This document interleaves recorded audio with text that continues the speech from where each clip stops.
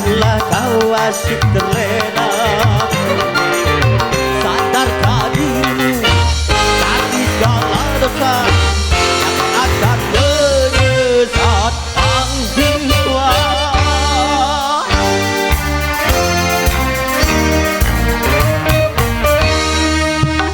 Itu semua perilaku setan yang selalu akan merugi kau.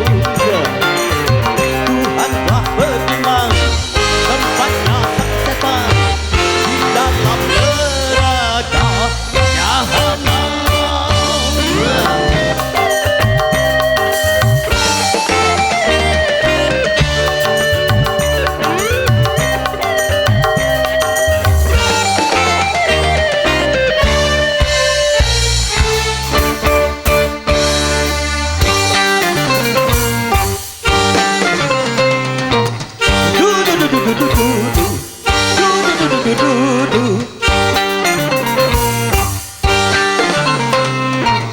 Ada ke dalam hatimu satu pada Tuhan,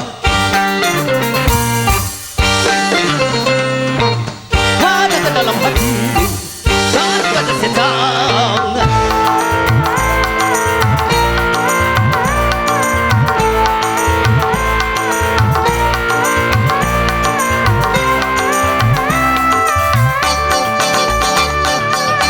Sepintas memang menyenangkan, alam ini bagaikan surga.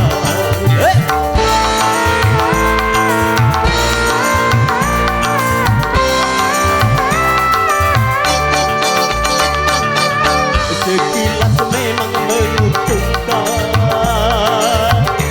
dunia ini bagai impian. Itu semuanya untuk rayu setan, seperti minuman juga perempuan, supaya manusia berdosa.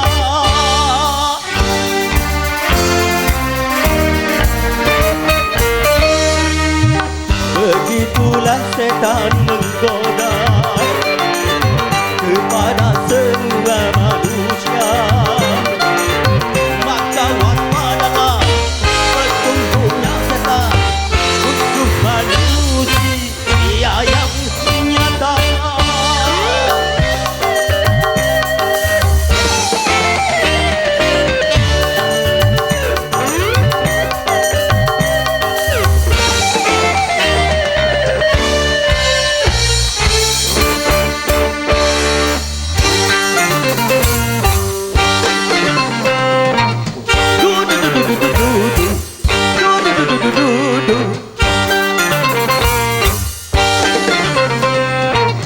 Ada ke dalam hati satu pada Tuhan, ada ke dalam hati satu pada setan.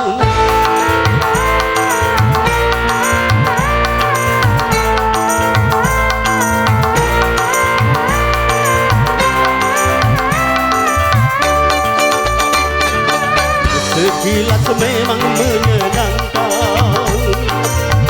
dunia ini bagaikan surga.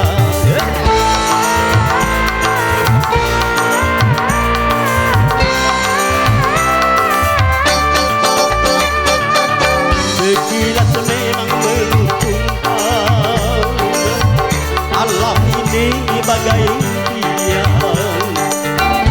Itu semuanya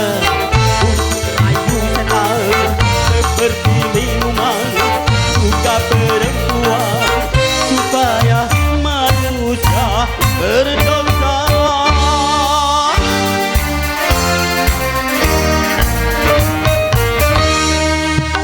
Begitulah setan